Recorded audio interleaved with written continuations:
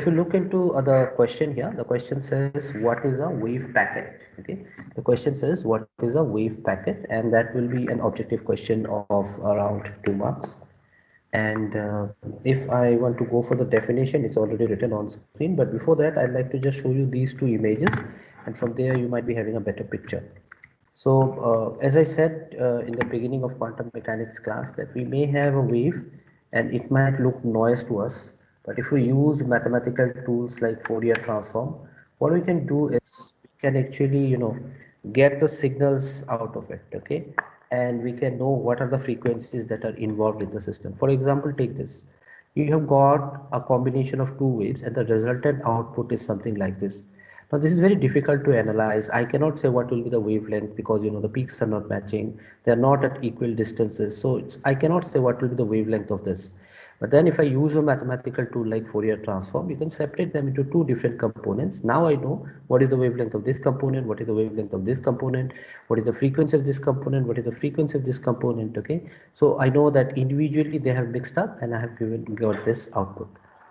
When we looked into the envelope of waves, we did say that we will have n number of waves combining, but this time the amplitudes more or less may be different, but the wavelength, the frequency are very close to each other. Okay, the phase and all, everything are very close to each other. And if we look into that, we are getting a pattern which is something like this. So at different points it will interfere constructively and it will give out amplitude which will be greater than the amplitude of each individual waves at a certain point, and this is the resultant wave that we get. Okay, so this is an envelope of wave and this travels. Okay, this travels. So this is the group wave that travels. We will have constructive interference everywhere, and outside this region I'll be having only destructive interference. Now what does it mean? It means that if you are talking about something like electron, we know electron has got wave properties associated with it, and at some point these waves are getting detected, okay, and it is getting detected only from this point to this point. That means we can be rest assured that the electron will be within this region and not outside it, okay, because it's the same electron, so it will give out waves which will interfere constructively. Okay, so this is the basic idea. And when we go for the wave packet definition, it's very much defined from the word itself. If more waves are considered, we basically get a wave packet. So if this wave envelope is considered, this is also a form of wave packet, but nevertheless this is also a form of wave packet. Okay, this is also a wave packet. So definition: a wave packet can be analyzed into or can be synthesized. So synthesized means it's not that you will be having a wave packet naturally. We can also design wave packets according to our needs.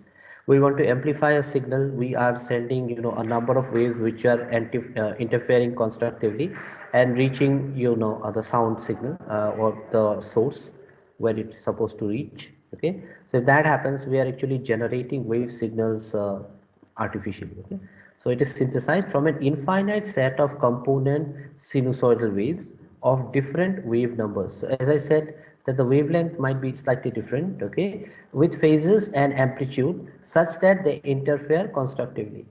So it's not necessary that it should have the same phase to interfere constructively. It should be zero phase difference or constant phase difference. So if we just look into these two waves, let's say, you see there is a phase difference here. This wave starts from this point and this wave starts from this point, right? So if you consider a sine wave and a cos wave, you know that the phase difference is 90 degree. Sine 0 0, cos 0 is 1, right?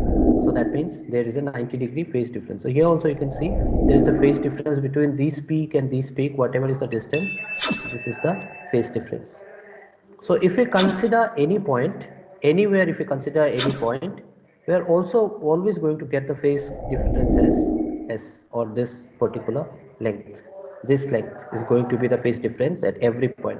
That is called a constant phase difference. Okay, so we can have a constant phase difference or we can actually have a zero phase difference. Zero phase difference means we will be having wave like this, and the other waves will also be exactly the same, one below the other, right?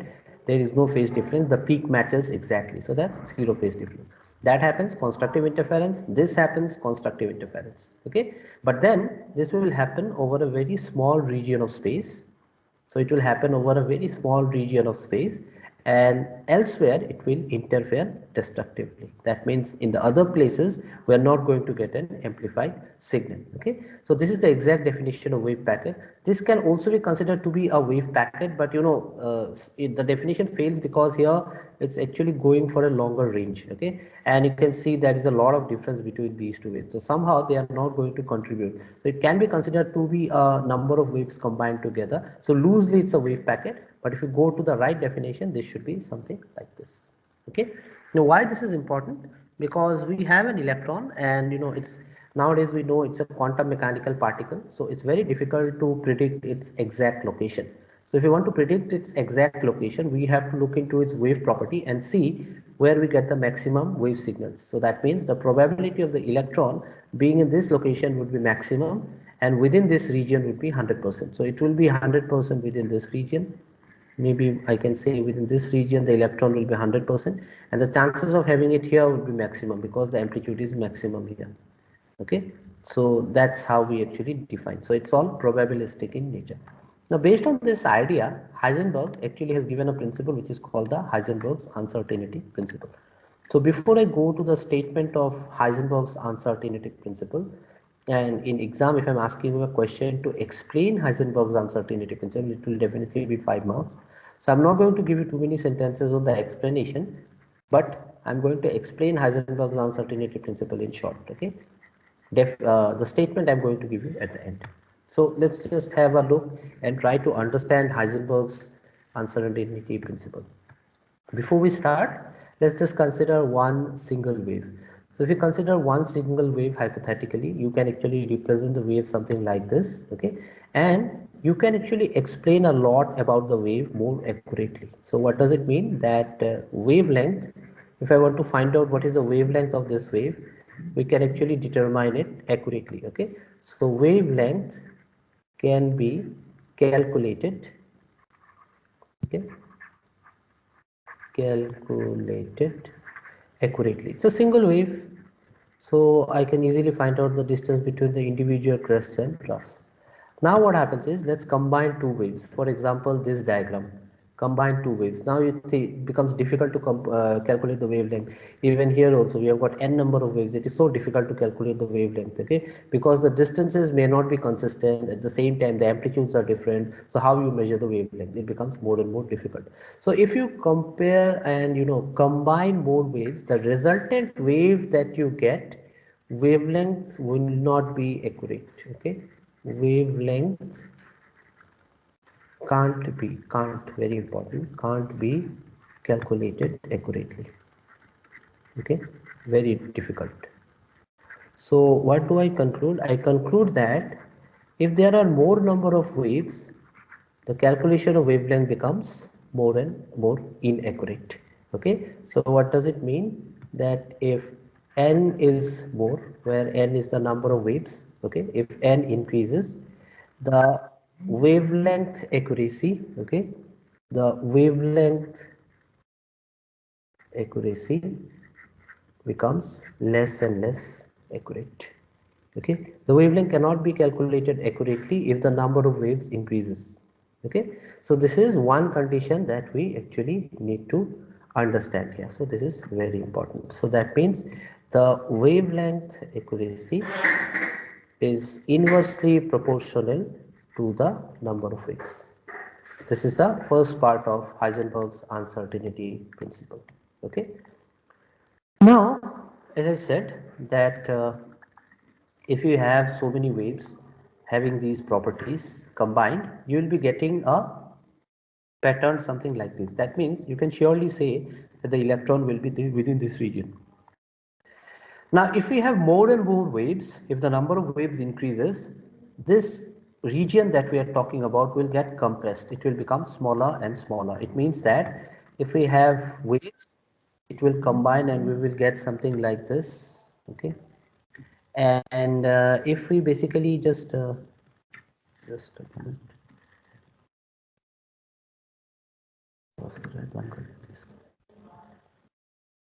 So what happens is, if we basically have more waves, you'll be having this envelope of waves, and we can say that the electron will be within this region. Now, if we have even more number of waves, that means n becomes more, we can see that this region will become more and more compressed. Okay, so what does it mean? It means that, okay, it means that if n is more, the position accuracy, okay, position accuracy will also be more. It's quite obvious. Okay, more number of waves, that means I can more accurately say what will be the position of electron. Okay, because there will be a very small region within which the electrons will more or less combine. Okay, the electrons will more or less combine. So this is how the Heisenberg's uncertainty principle works.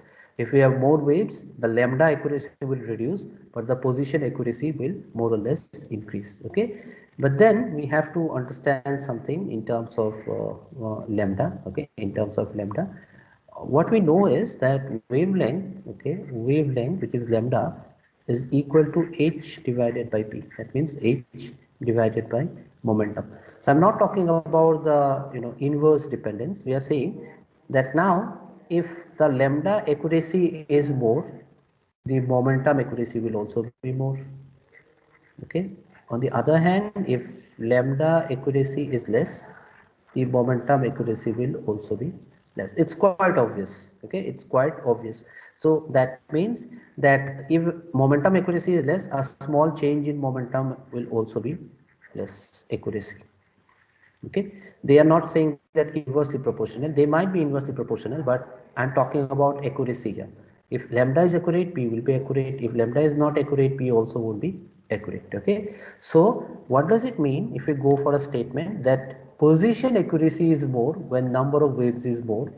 That is, delta x accuracy will be directly proportional to n. Okay, and the wavelength accuracy, that means will be inversely proportional to n. So that means lambda accuracy will be inversely proportional to n, or we can say the momentum accuracy will be inversely proportional to n.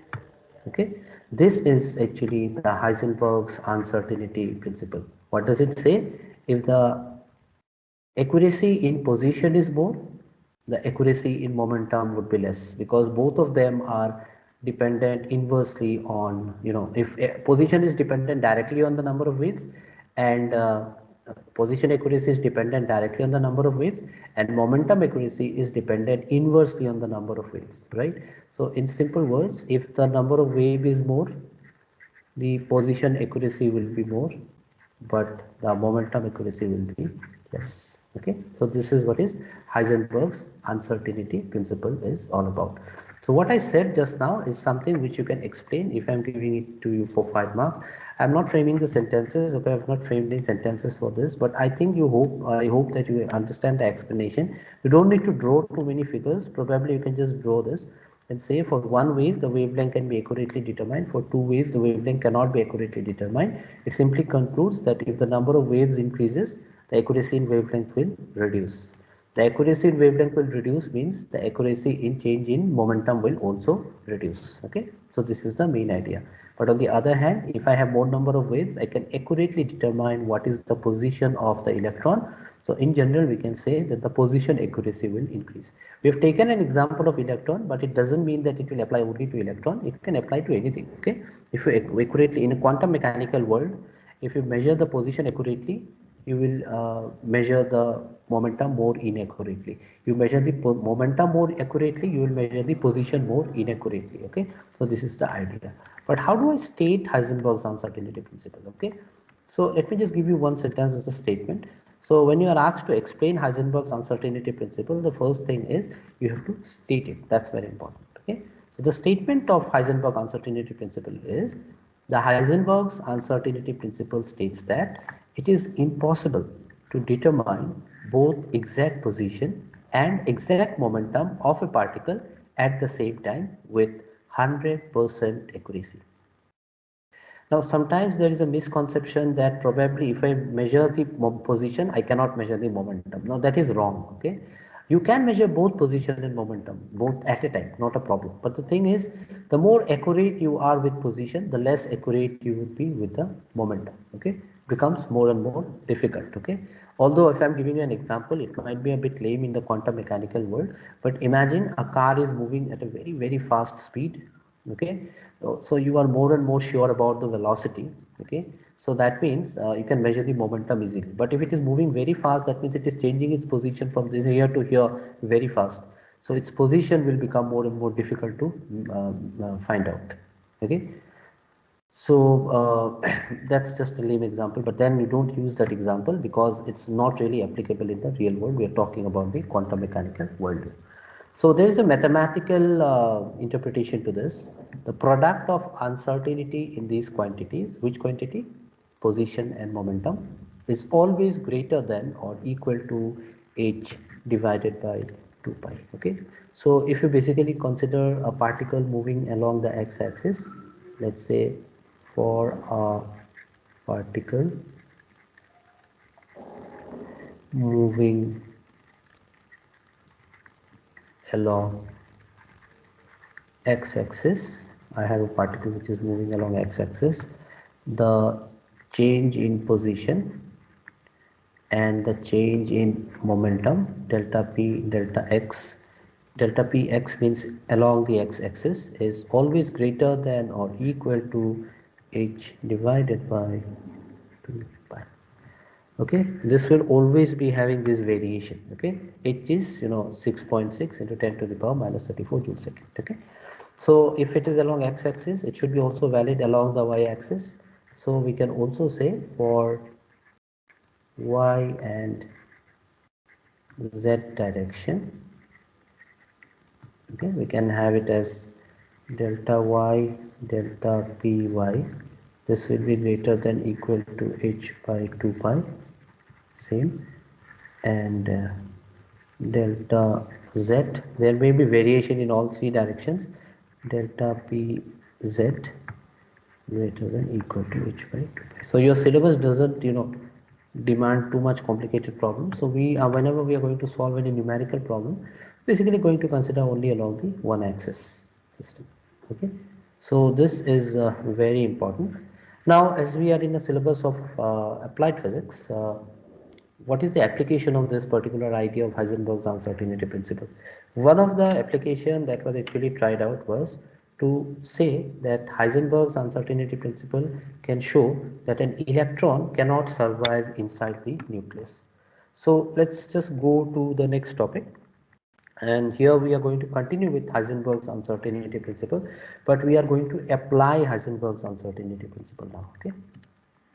So if I ask you a question in exam for this, the question would be, okay, with Heisenberg's, okay, uncertainty principle. So you always should write down the full form, but from now onwards I'll just write it down as HUP, and I hope you understand that. Okay, show that electron cannot survive in a nucleus.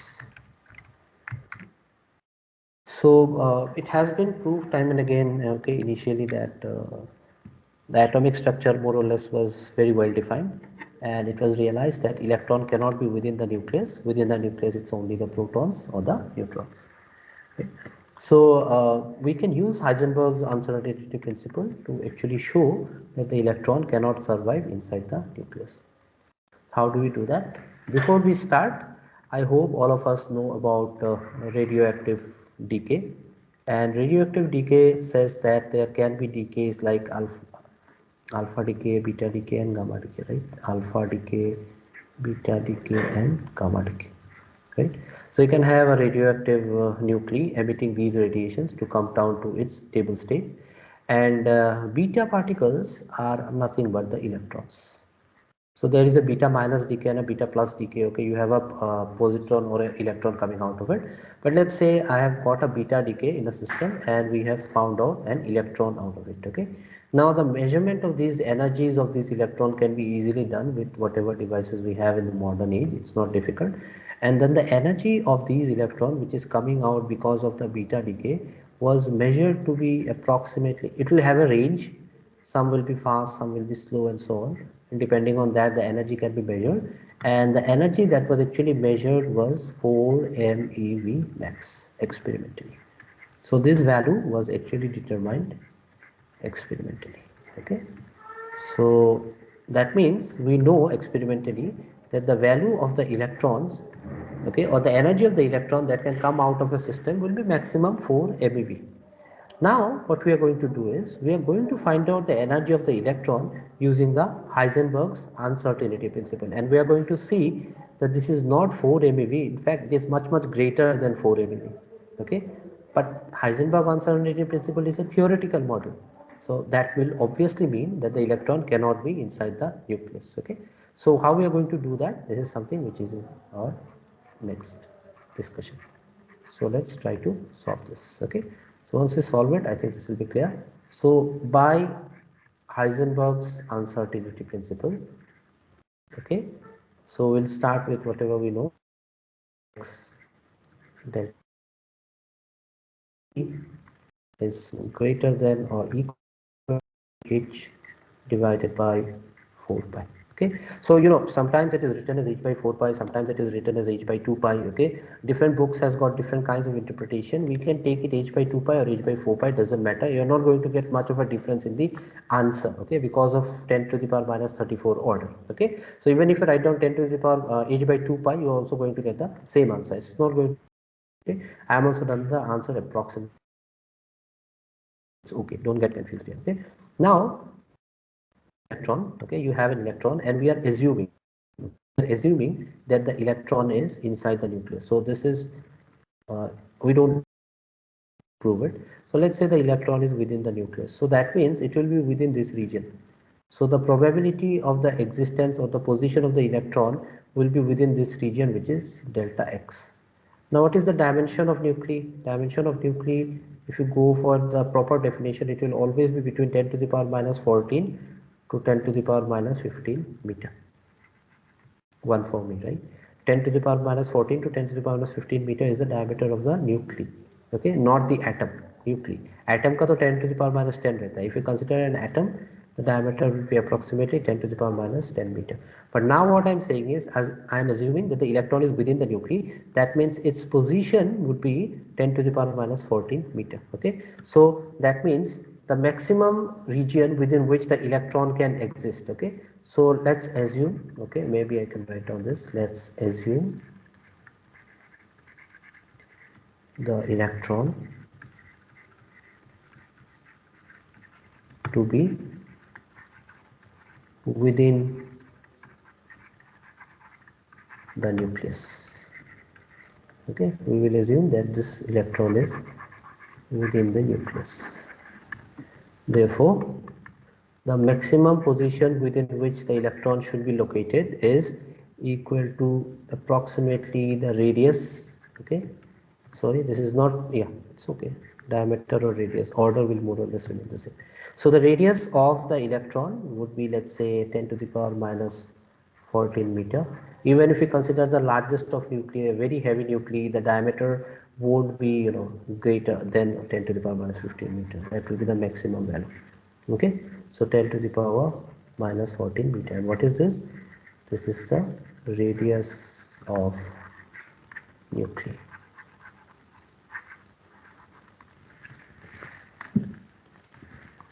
So we can actually approximate what will be the position, and let's find out the momentum now by using Heisenberg's uncertainty principle. So maximum uncertainty in position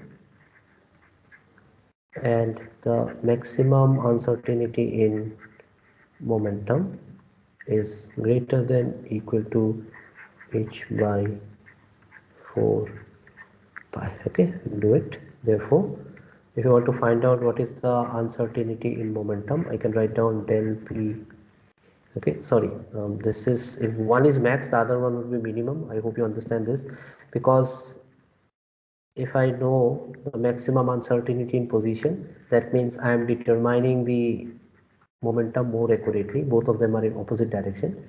So delta P minimum, okay, this would be equal to greater than divided by H divided by 4 pi into delta X max. Okay, so we have some results which we already know, so we can just put the value and see what is the answer that we are going to get. Okay, so this would be greater than equal to, maybe I can just write it down as 6.636 into 10 to the power minus 34 joule second. You know, if you know the momentum, you can easily find out the energy. Okay, so that's what we are doing here. So this is H divided by 4 pi into 10 to the power minus 14 meter. So you can do your calculations and your answer should be approximately this. Always remember, it's very important that the order is perfect. 5.276, and if I check the order will be approximately 10 to the power minus 21. Okay, 10 to the power minus 21, and this is momentum, so mass into velocity. Mass is kg, velocity is meter per second. So this is the uncertainty in momentum. Okay, delta P minimum must be greater than this.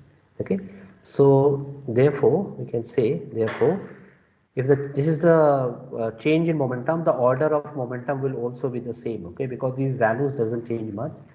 So this P minimum, which is the momentum, must be approximately equal to the change in momentum, which should be more or less the same in terms of order. So I will approximate that this is actually the same value. So I can write it down as 5.276 into 10 to the power minus 21 kg meter per second. So I hope you understand this. Delta P is the change in momentum and P is the momentum. So the change and the momentum, okay, since we are considering it within a very small region, we are talking about electrons, there won't be much variation in the order. So even if you forget about this 5.276, that might change. 10 to the power minus 21 more or less will remain the same. Okay, so we have got the momentum. Okay, now we are going to use one relation which probably we did not derive in relativity, but this is actually a very popular relation. But you can also remember it. It's not very difficult. Maybe I will share some video with you where it is derived.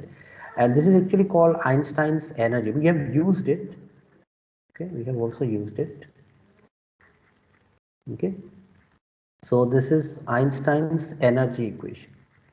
This is Einstein's energy equation. And Einstein's energy equation is E is equal to root over P square C square plus m naught square C to the power 4.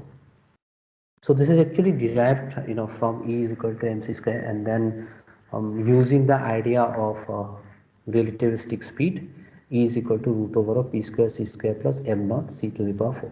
Now what is my m naught? In this particular case, m naught is nothing but the electron. We are talking about electron. So it is 10 to the power minus 31. And then we square it out. So it is 10 to the power minus 64. Okay.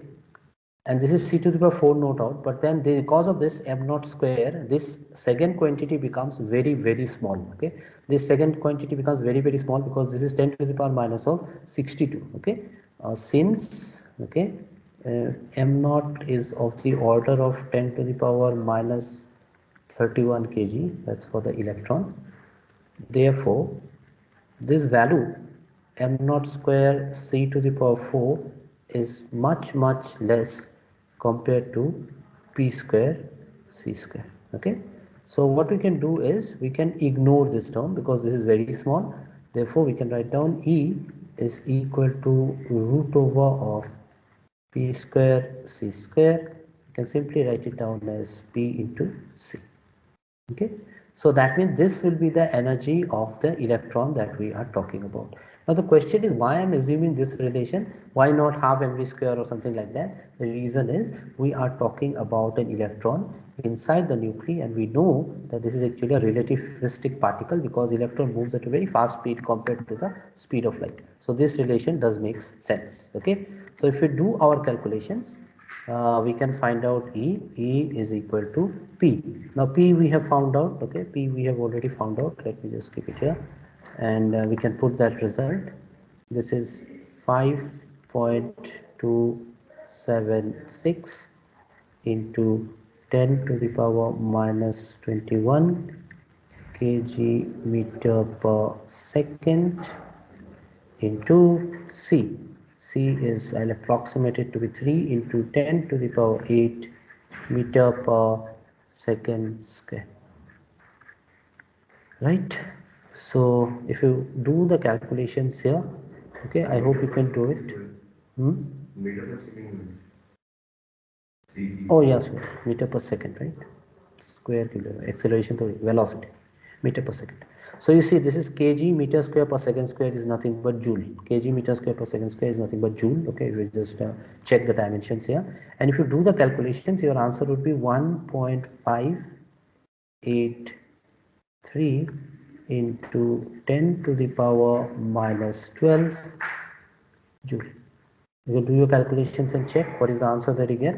You should get something like this. Okay, so once we have this, what we can do now is we can convert it into EV, because originally for beta particle we have seen that the energy that was calculated and given in standard result is in EV. So we can do it 10 to the power minus 12 EV में convert करना है, so we'll divide it by 1.6 into 10 to the power minus 90 joule to EV conversion, right? This will be in EV, correct? So if you do this, you'll get it to be approximately 9.9 MeV.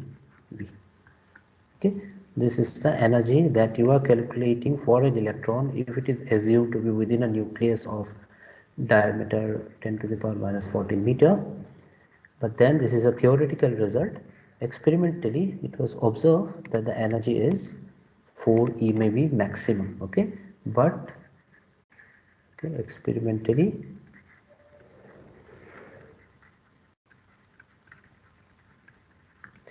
maximum energy, maybe Emax, is equal to 4 MeV. Okay, and this is the theoretical result. Okay, this is theoretical that we are finding out from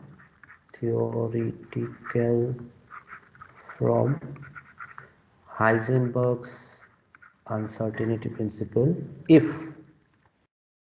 electron is within nucleus, matlab 10 to the power minus 14 meter. So assuming that we have found out a theoretical result, but experimentally this is there. Therefore, by maybe I can write down by beta decay. If to explain it, obviously, therefore electron, because experimental results are more valid than theoretical understanding, that's very important, cannot exist inside the nucleus. Very important. Okay, so this is what we conclude. Maybe a 3 to 4 or 5 marks question. You have to just take up the answer, Heisenberg's uncertainty principle.